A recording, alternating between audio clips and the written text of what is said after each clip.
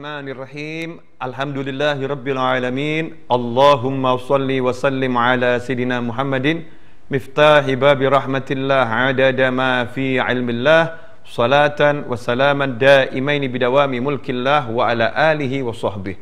Allahumma shalli ala sayidina Muhammadin salatan taftahu biha lana futuhal arifin wa tufaqihuna biha fid din wa ala alihi wa sahbihi. Assalamualaikum warahmatullahi wabarakatuh. Sahabatku yang dimuliakan Allah, alhamdulillah kita bisa bertemu kembali di channel yang insya Allah penuh barokah ini. Dan kali ini kita akan bersama-sama mempelajari satu hadis Nabi Muhammad SAW yang tercantum dalam kitab Sahih Al-Bukhari, kitab hadis yang paling sahih. Nah, hadis ini hadis tentang apa? Kita simak dulu, kita baca dulu, baru kita akan pelajari bersama-sama secara singkat. Nah, kalau mau belajar lebih mendalam, ikuti kajian saya di Zoom. Insya Allah saya akan kupas tuntas hadis ini secara mendalam. Dalam sebuah hadis yang disampaikan oleh Imam Al-Bukhari dari sahabat Abu Hurairah radhiyallahu anhu, bahwasanya Rasulullah sallallahu alaihi wasallam bersabda, "Inna dina yusrun." Inna dina yusrun falan yushadad dina ahadun illa ghalabah fasaddidu wa qaribu wa abshiru wasta'inu bil ghadwati wa rawhah wa syai'in minad duljah. Rawahul Bukhari. Nabi bersabda SAW, inna dina yusrun, sesungguhnya agama ini mudah.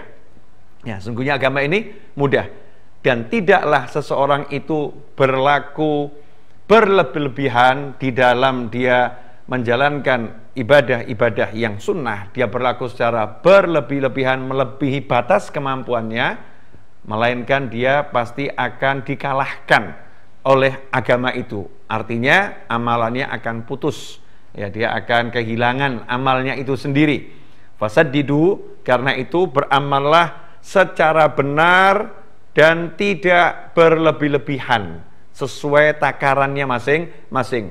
Wa qaribu, dan hendaknya selalu lakukan ibadah itu pada level yang tengah-tengah, ya, enggak terlampau berlebih-lebihan dan tidak kekurangan. Wa qaribu wa abshiru, dan berbahagialah dengan mendapatkan pahala yang besar. Wasta'inu, dan hendaknya kalian berusaha betul-betul beribadah, mengambil pertolongan, ya, minta tolong agar selamat dunia akhirat dengan ibadah pada 3 waktu. Bil ghadwati, di awal pagi, warauhah, di ujung, ya, hari, artinya sore hari, wa syai'in minal duljah, dan pada sebagian waktu malam. Hadis ini sahih riwayat Imam Bukhari.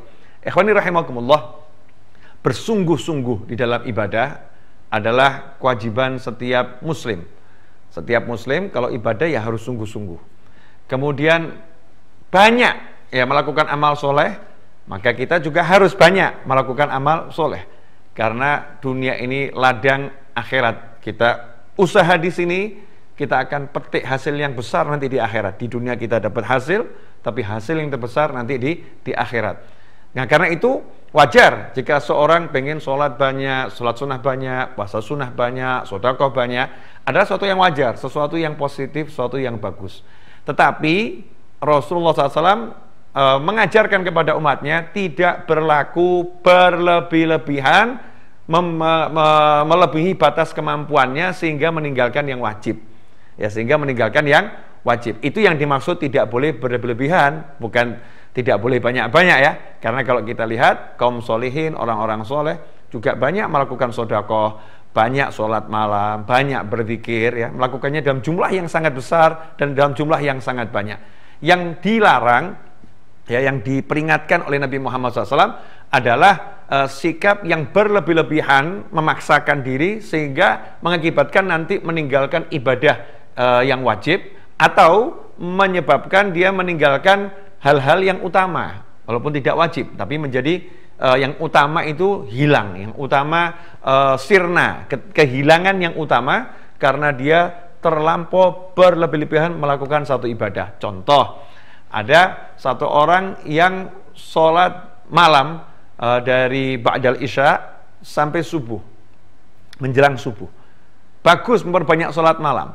Tapi kalau dia nggak mampu, fisiknya nggak mampu, kemudian dia paksakan sholat dari mulai awal malam sampai waktu sahur, kemudian dia lelah, kemudian dia tertidur, dan akhirnya sholat subuhnya hilang.